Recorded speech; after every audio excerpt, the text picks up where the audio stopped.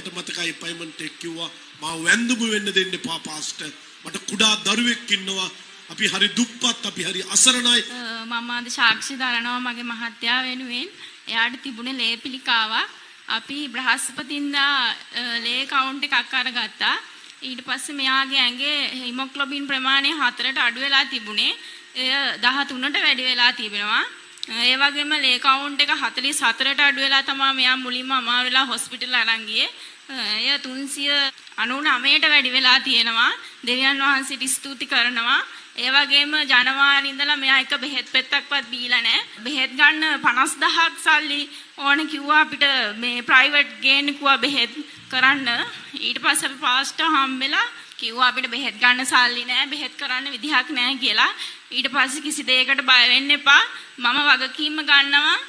මම කියන විදිහට කරන්න කියලා. ඉතින් එදා ඉඳන් පාස්තුමාට බොහොම ස්තුති වෙනවා. ඒ වගේම එතුමා ජීවමානව ජේසුස් වහන්සේ තුල ඉන්නවා. ඔබ කිසිම කෙනෙක් මල් පහන් අරගෙන කිසිම තැනකට යන්න එපා. එන්න ජේසුතුමා මෙතන වැඩ සිටිනවා. ඔබලට අනිවාර්යයෙන්ම සුවය ලැබෙනවා. සිළු මහිමය ගෞරව ස්වාමීන් වහන්සේට වේවා. ඉතින් මෙතෙන්ට එනකොට ලේවල තත්ත්වය තිබුණේ ඉතාමත්ම පහළ මට්ටමක, හිමොග්ලොබින් පහළ මට්ටමක, පිළිකා ශෛල ඉතාම ඉහළ මට්ටමක. මොකද හේතුව මේ ලේ පිළිකාවක් ආවම අර නිකම් පිළිකාවක් වගේ නෙමෙයි, ඒක මුළු ශරීරෙම තියෙනවා. අපි කියනවා බ්ලඩ් කැන්සර් කියලා.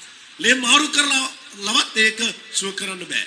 මාසයකට වියදම් කළ යුතු ගාණ රුපියල් 50000. රජයේ රෝහල් වල බෙහෙත් එක නැහැ. මේ යුවල ඇවිල්ලා අඬමින් මගේ ළඟ කිව්වා පාස්ටර් අපේ මගේ මහත්තයා සුව කළ දෙන්න කියලා. මට මේ තරුණ දියණිය මගේ පාද අල්ලලා මට මතකයි පයිමන්ට් එක කිව්වා මා වැන්දුම වෙන්න දෙන්න එපා පාස්ටර්. මට කුඩා දරුවෙක් ඉන්නවා. අපි හරි දුප්පත්, අපි හරි අසරණයි. අපිට එදා වේලවක් කන්න පුළුවන් පවුලක් නෙමෙයි. ඒ අතරේ තමයි මගේ මහත්තයාට මේ ලේ පිළිකාව ආවේ කියලා. ස්වාමීන් වහන්සේ මනුෂ්‍යයට කොතරම් ආදරේද කිව්වොත් උන්වහන්සේ ඒ වෙලාවේ අනාවැකියක් දුන්නා.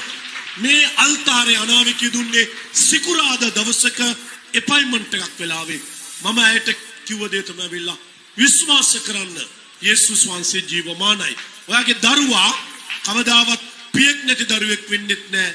ඒ වගේ මම ඒ දුවට කිව්වා ආයෙත් ඔයා තව ඔයාගේ ස්වාමියා මැරිලා තව පුරුෂයෙක් විවාහ වෙලා මේ දරුවාට බාප්පෙක් ගේන්න මම දෙන්නෙත් නැහැ. ස්වාමීන් වහන්සේට වැන්දමු වෙන්න දෙන්නෙත් නැහැ.